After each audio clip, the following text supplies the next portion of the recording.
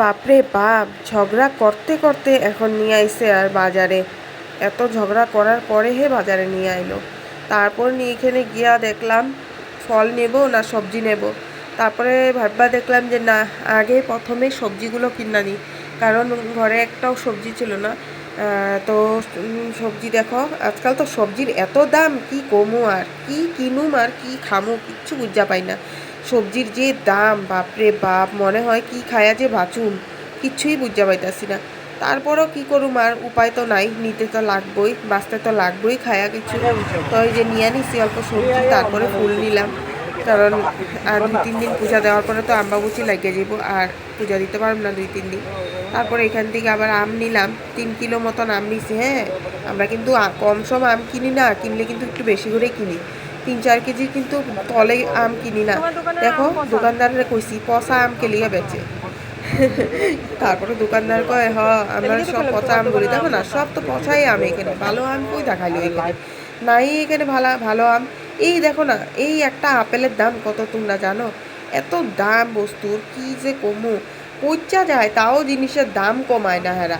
এই দেখো, এই একটা আপেলের দাম 50 টাকা বলে, আর কি কমু। মানে একটা আপেল যদি 50 টাকা দিয়ে খাই, তাইলে আর বাঁচুন নাকি? এই এক আপেল খায়া কি সারাদিনটা থাকবো?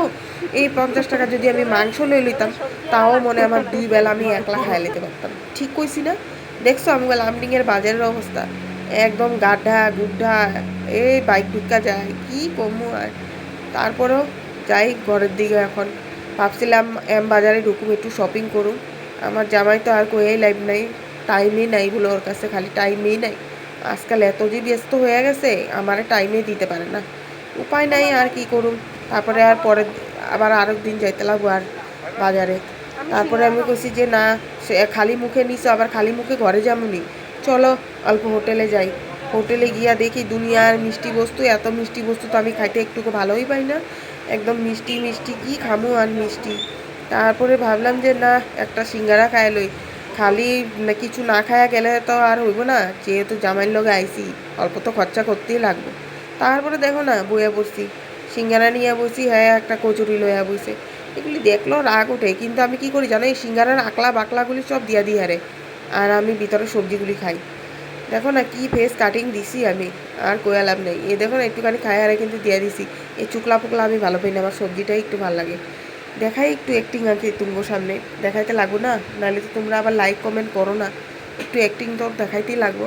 আর আজকে কিন্তু আমি নর্মাল ভাষাতেই কথা কইতাছি, কারণ না, শুদ্ধ ভাষাটা আমি একদম সত্যি করে পারি না, বহুত কষ্টে কইব, একটু অ্যাডজাস্ট করে নিই এই ভাষাটা। হ্যাঁ।